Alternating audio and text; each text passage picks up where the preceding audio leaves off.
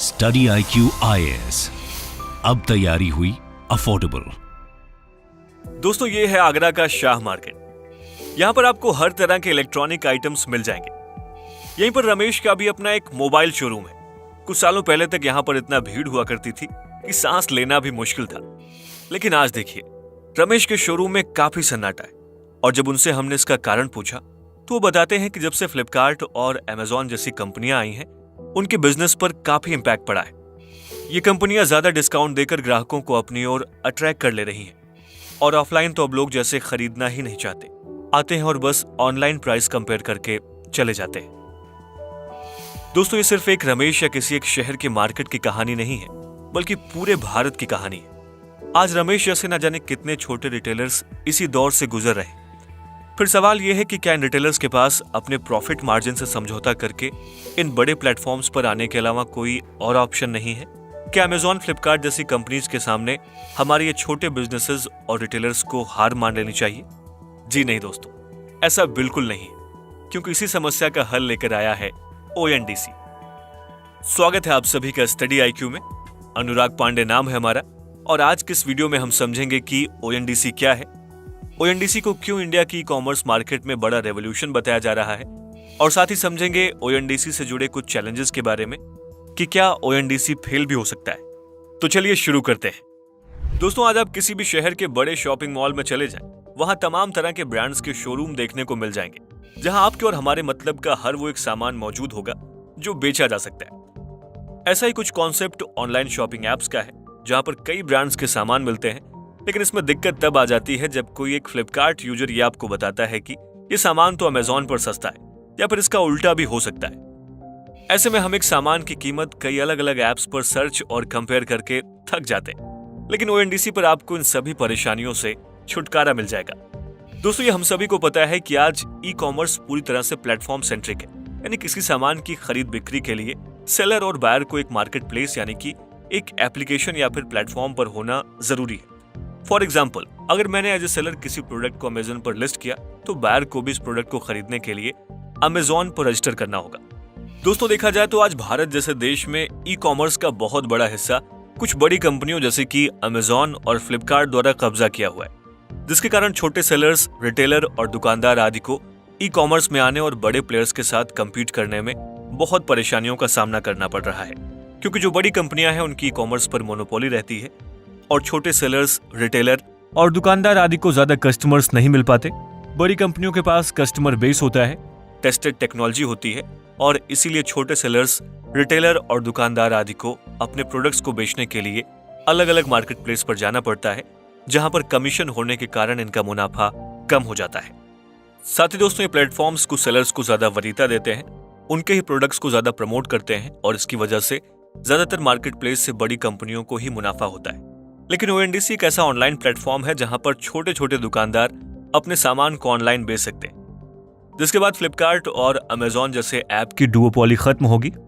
साथ ही दोस्तों, ONDC सिर्फ अमेजॉन और फ्लिपकार्ट का ही अल्टरनेटिव नहीं देता, बल्कि स्विगी और जोमेटो जैसे ऐप्स का भी अल्टरनेटिव बन रहा है, और इसके जरिए आप अपना पसंदीदा खाना भी ऑर्डर कर सकते हैं।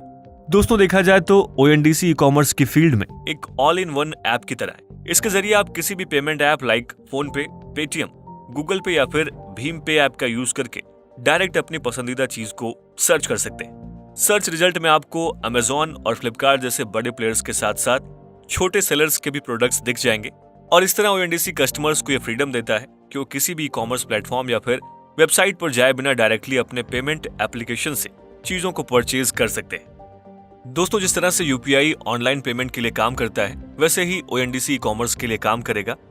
इसका मकसद है कि कॉमर्स को डेमोक्रेटाइज करना और क्लोज नेटवर्क मॉडल से ओपन नेटवर्क मॉडल में बदलना। यानी अभी बायर और सेलर एक ही प्लेटफॉर्म पर कनेक्ट हो सकते हैं, जबकि ONDC में अलग अलग प्लेटफॉर्म से भी सेलर और बायर कनेक्ट हो पाएंगे। बस कंडीशन ये है कि अलग अलग प्लेटफॉर्म ONDC से कनेक्ट होने चाहिए। दोस्तों, ये तो आपको समझ आ गया होगा कि ONDC क्या है, लेकिन अब सवाल ये उठता है कि भारत सरकार को इसकी जरूरत क्यों पड़ी? क्योंकि ऑलरेडी इंडियन ई-कॉमर्स मार्केट में नए नए स्टार्टअप एंटर कर रहे हैं। ऐसे में ONDC ही क्यों? आइए अब इसे भी समझते हैं। दोस्तों, इंडिया के मौजूदा ई-कॉमर्स सिस्टम में कई तरह की कमियां हैं। जैसे फ्लिपकार्ट और अमेजॉन जैसी विदेशी कंपनियों को तो फायदा हो रहा है, लेकिन इंडिया के छोटे छोटे सेलर्स को बहुत नुकसान हो रहा है। दरअसल इंडिया के अंदर ई कॉमर्स कंपनी मेनली दो मॉडल के अंदर काम करती है। इनमें पहला है मार्केट प्लेस मॉडल और दूसरा है inventory model. Market place model के अंदर अलग अलग सेलर्स होते हैं जो किसी भी ई कॉमर्स प्लेटफॉर्म की मदद से अपने प्रोडक्ट को डायरेक्टली कंज्यूमर्स को सेल कर पाते हैं। इसमें ई कॉमर्स कंपनी बायर और सेलर्स को मिलाने वाली सिर्फ एक मीडिएटर की तरह काम करती है। जबकि दोस्तों इन्वेंट्री मॉडल में ई कॉमर्स कंपनी पहले मैन्युफैक्चरर से प्रोडक्ट को खरीदती है और उसे डायरेक्टली कंज्यूमर्स को सेल कर देती है। मतलब इनके बीच में छोटे सेलर्स का कोई काम नहीं होता। अब दोस्तों मार्केट प्लेस मॉडल पर कंपनी को हर एक प्रोडक्ट पर सिर्फ कमीशन मिलता था, लेकिन इन्वेंट्री मॉडल में सारा प्रॉफिट कंपनी का होता है क्योंकि इनके बीच कोई सेलर नहीं होता। लेकिन इस वजह से उस प्लेटफॉर्म पर मौजूद दूसरे सेलर्स को नुकसान उठाना पड़ता है क्योंकि ना तो वो कंपनी के रेट पर प्रोडक्ट को सेल कर पाते हैं और ना ही प्लेटफॉर्म का एल्गोरिदम उनके प्रोडक्ट को टॉप पेज पर शो करता है। दोस्तों इस समस्या को हल करने के लिए भारत सरकार एक रेगुलेशन भी ला चुकी है जिसके अनुसार कोई भी विदेशी ई कॉमर्स कंपनी इंडिया में इन्वेंट्री मॉडल का इस्तेमाल नहीं कर सकती। लेकिन दोस्तों ये विदेशी कंपनियां किसी न किसी तरह इसका दूसरा रास्ता खोज ही लेती हैं और यही एक बड़ी वजह है जिसने सरकार को ओएनडीसी को लाने पर मजबूर किया है, जहां पर इन विदेशी कंपनियों की मनमानी नहीं चलने वाली है और यहां पर सभी छोटे और बड़े सेलर्स के पास बराबर की अपॉर्चुनिटी होगी। दोस्तों ऑनलाइन सेलिंग का दूसरा सबसे बड़ा ड्रॉबैक है लो प्रॉफिट।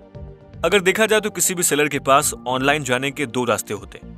पहला ये कि वो खुद की वेबसाइट बनाकर सेलिंग करे जिसमें वेबसाइट से लेकर मार्केटिंग तक में काफी पैसा खर्च हो जाता है, या फिर वो किसी एग्रीगेटर प्लेटफॉर्म यानी कि फ्लिपकार्ट और अमेजोन जैसी कंपनियों पर अपने प्रोडक्ट को सेल करें जहां उनको अपना profit in e commerce companies के साथ शेयर करना पड़ता है। यानी दोनों ही तरीकों से इनके प्रॉफिट का कुछ हिस्सा खर्च हो जाता है और हमारे देश के छोटे सेलर्स इसे अफोर्ड नहीं कर सकते।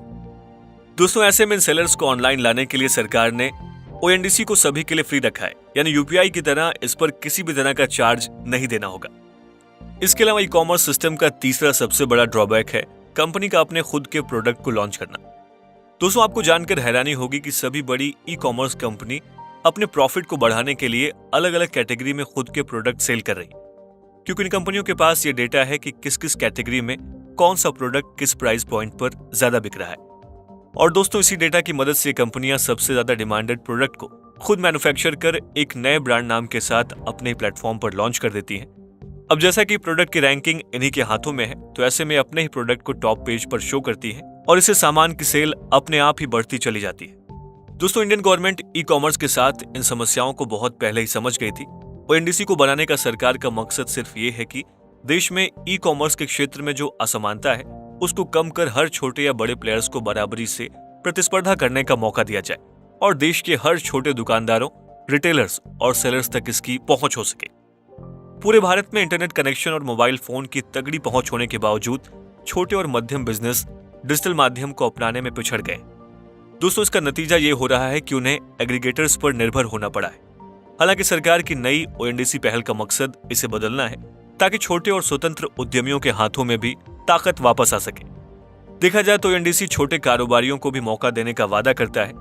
एक बार प्लेटफॉर्म पूरी तरह से शुरू हो जाने के बाद कोई भी इसका फायदा उठा सकेगा। सेलर्स के अलावा कस्टमर्स को यह बेनिफिट है कि उन्हें शॉपिंग के लिए किसी भी एक ऐप के साथ बंधना नहीं होगा। साथ ही दोस्तों सेलर्स के लोकल होने की वजह से डिलीवरी में भी तेजी आएगी और कस्टमर्स के पास बहुत सारे ऑप्शंस अवेलेबल होंगे, जिससे छोटे छोटे लॉजिस्टिक कंपनी को भी बहुत फायदा होगा। दोस्तों ऐसे में ओएनडीसी की अब तक की जर्नी को समझना बहुत जरूरी हो जाता है, क्योंकि तभी हम इसके भविष्य को और अच्छे से समझ पाएंगे। दोस्तों जुलाई 2021 में भारत सरकार के वाणिज्य एवं उद्योग मंत्रालय के उद्योग संवर्धन व आंतरिक व्यापार विभाग यानी कि department for promotion of industry and internal trade ने 9 सदस्यों वाली एक एडवाइजरी समिति बनाई, जिसमें इन्फोसिस के को फाउंडर नंदन निलेकानी, नेशनल हेल्थ अथॉरिटी के सीईओ आर एस शर्मा और क्यूसीआई के चेयरमैन आदिल जैनुल भाई जैसे बड़े बिजनेसमैन शामिल थे और इन सभी मेंबर्स को इस समस्या का सॉल्यूशन निकालने का काम सौंपा गया था। साथ ही दोस्तों लोगों से इसको लेकर सलाह भी मांगी गई थी। इस तरह 10 महीनों की मेहनत के बाद ओएनडीसी को बनाने का एक आइडिया आया और साल 2022 में नॉन प्रॉफिट कंपनी के रूप में इसे बनाया गया। 29 अप्रैल 2022 को देश के 5 शहरों यानी कि दिल्ली, बेंगलोर, भोपाल, शिलोंग और कोयम्बटूर में इसे लॉन्च किया गया और आज ओएनडीसी भारत के कुल 240 शहरों में उपलब्ध है, जिसके 8 शहरों में 70% पिन कोड में 3 से ज्यादा सेलर्स हैं। दोस्तों प्लेटफॉर्म पर 35,000 से ज्यादा कारोबारी हैं। इस पर 46 कंपनियां भागीदारी कर रही हैं। इनमें Dunzo, delivery, boAt, ITC, Meesho, Paytm और फोन पे का पिन कोड मौजूद है। और प्लेटफॉर्म का दावा यह भी है कि करीब 450 कंपनियां इंटीग्रेशन की प्रक्रिया में हैं। दोस्तों, हाल ही में IRCTC भी ONDC के साथ जुड़ा है। अब IRCTC के यूजर्स भी ONDC पर कई और भी चीजें खरीद सकते हैं। पिछले एक साल में ONDC पर 31,000 से ज्यादा रजिस्टर्ड मर्चेंट है, जिनके 37,000 प्रोडक्ट्स को कंज्यूमर्स खरीद सकते हैं।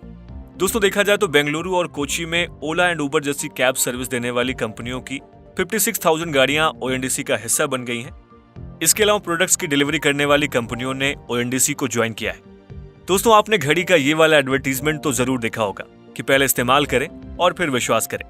यानी कोई सामान कितना बढ़िया है, इसका विश्वास उसके इस्तेमाल के बाद ही पता चलता है, और इस मामले में ONDC के आंकड़े काफी अच्छे हैं। 2 मई 2023 को न्यूज वेबसाइट मनी कंट्रोल पर छपी एक रिपोर्ट के मुताबिक बीते दिनों ONDC पर तेजी से नए कस्टमर्स जुड़ रहे हैं, जिसकी वजह से 30 अप्रैल को ONDC ने 10,000 रिटेल ऑर्डर्स का आंकड़ा पार कर लिया है, जबकि एक सप्ताह पहले 24 अप्रैल को यह आंकड़ा 5,000 था। हालांकि इन ऑर्डर्स में से 40% ऑर्डर्स बेंगलुरु से थे, जबकि 40% मुंबई, दिल्ली, कोलकाता और हैदराबाद जैसे शहरों से थे। साथ ही बाकी ऑर्डर्स उन 200 से ज्यादा शहरों से आए हैं जहां पर ONDC वर्क कर रहा है। एक रिपोर्ट के अनुसार इंडिया की ई-कॉमर्स मार्केट जो साल 2021 में $38 बिलियन की थी, वो साल 2026 तक $140 मिलियन तक हो जाएगी, और एक्सपर्ट्स का मानना है कि साल 2023 तक भारत की लगभग 1/3 पॉपुलेशन ऑनलाइन शॉपिंग को अपना चुकी होगी। ऐसे में दोस्तों, ये विदेशी कंपनियां अगर भारत से ऐसे ही पैसा कमाकर अपने देशों में ले जाती रही तो भारत को भविष्य में भारी नुकसान का सामना करना पड़ सकता है, और ये इंडियन इकोनॉमी के लिए बहुत बड़ा डिजास्टर साबित हो सकता है। ऐसा देखा गया है कि जितने भी डेवलप्ड नेशंस हैं, वहां ये डिजास्टर पहले ही आ चुका है, जहां इन कंपनियों के आने से छोटे सेलर्स को भारी नुकसान उठाना पड़ा है और बहुत से लोग बेरोजगार हो गए हैं। लेकिन दोस्तों, भारत पहले ही समस्या से निपटने की तैयारी कर चुका है। भारत सरकार ONDC के जरिए अगले 2 सालों में ई-कॉमर्स सेक्टर में 25% तक हिस्सेदारी बढ़ाना चाहती है, और ONDC के CEO का भी कहना है कि हम इसे प्रमोट करने की कोशिश कर रहे हैं। हालांकि दोस्तों, इससे अलग ONDC की राह में कई चुनौतियां भी हैं, जो उसके फेल होने की वजह भी बन सकती है। ऐसे में आइए अब ये जान लेते हैं कि ONDC के सामने चैलेंजेस क्या हैं। दोस्तों, आज ONDC को कंट्रोल करने वाले सिस्टम के बारे में क्लैरिटी की कमी है, जिसमें यह भी शामिल है कि क्या ONDC डैमेज्ड प्रोडक्ट्स के मामले में जिम्मेदार और जवाबदेह होगा, क्योंकि अमेजॉन जैसी कंपनियों की कस्टमर डीलिंग शानदार है और उनमें ONDC कितनी अपनी धाक जमाता है, ये एक बड़ा सवाल है। दोस्तों, आज लगभग हर सोशल मीडिया और ग्राहक के बीच डिजिटल प्लेटफॉर्म के साथ सिंक किए गए चैटबॉट और कस्टमर प्रेफरेंसेस जैसे AI इनेबल्ड टूल्स का इस्तेमाल ONDC के सामने कड़ी चुनौती पेश कर सकता है। इसके साथ ही कम वॉल्यूम वाले छोटे व्यवसायों में भी अमेजॉन और फ्लिपकार्ट जैसे हैवी वेट कंपनियों द्वारा दी जाने वाली छूट से मेल खाने के लिए संसाधनों की कमी हो सकती है। साथ ही दोस्तों, ONDC की सस्टेनेबिलिटी पर भी सवाल खड़े हो रहे हैं कि गवर्नमेंट अभी तो हैवी डिस्काउंट्स दे रही है, लेकिन वो ऐसा कब तक और किस चैनल के जरिए करेगी, ये भी एक बड़ा सवाल है। इसके अलावा रेस्टोरेंट्स को डायरेक्ट अपने ऐप या वेबसाइट से कस्टमर्स को कन्विंस कर पाने में भी काफी चैलेंजेस फेस करने होंगे। देखा जाए तो ई-कॉमर्स इकोसिस्टम की कॉम्प्लेक्सिटी को देखते हुए UPI की तुलना में ONDC को इम्प्लीमेंट करना थोड़ा मुश्किल होगा। साथ ही दोस्तों, आधार से जुड़े सुरक्षा के संबंध में भी सरकार के लिए चिंता का विषय है, क्योंकि सेलर्स और बायर्स दोनों डेटा की सुरक्षा को लेकर चिंतित हो सकते हैं। इन सब के अलावा अमेजॉन, जोमेटो और स्विगी जैसे दिग्गजों ने अपने बेसिक इंफ्रास्ट्रक्चर के निर्माण और कंज्यूमर्स को अपने प्रति अट्रैक्ट करने में अरबों डॉलर का निवेश किया है, और इसे कम्पीट करना काफी मुश्किल है। दोस्तों, देखा जाए तो इससे पहले भी सरकार ने कई तरह के ऐप्स लॉन्च किए हैं जो कि फेल साबित हुए हैं। हालांकि गवर्नमेंट द्वारा लॉन्च किए गए एप्लीकेशन ओपन मार्केट नहीं थे, लेकिन उनका भी स्ट्रक्चर कुछ ऐसा ही था। दोस्तों, इसके एग्जाम्पल के रूप में डॉट पे को ले सकते हैं, जो स्विगी और जोमेटो जैसा ही था, बट ये बहुत लिमिटेड था, जिसकी वजह से ये फेल हो गया। लेकिन दोस्तों, इन सभी चैलेंजेस के बाद भी गवर्नमेंट इसमें एंटर कर रही है, और उसने फैसला लिया है कि वो भी ई-कॉमर्स में बड़ी भूमिका निभाना चाहती है। तो दोस्तों, ये था ONDC, जो UPI और आधार की तर्ज पर देश में क्रांति लाने की राह पर आगे बढ़ रहा है। ONDC को एक ऐसे सिस्टम के रूप में देखा जा रहा है जो न केवल कस्टमर्स और सेलर्स के शोषण को रोक सकता है, बल्कि लोकल बिजनेस को सुविधा प्रदान कर GDP और रोजगार में भारी वृद्धि करने में भी सक्षम हो सकता है। यानी दोस्तों, उम्मीद है कि ONDC के आने से बड़े बड़े ई-कॉमर्स प्लेटफॉर्म्स की नींद उड़ने वाली और रमेश जैसे रिटेलर्स के अच्छे दिन आने वाले। हालांकि उम्मीद किस हद तक पूरी होगी, ये तो आने वाला समय ही बताएगा। लेकिन तब तक आप हमें इस वीडियो के कमेंट बॉक्स में ये जरूर बताएं कि ONDC पर आपकी राय क्या है। स्टडी IQ IAS, अब तैयारी हुई अफोर्डेबल।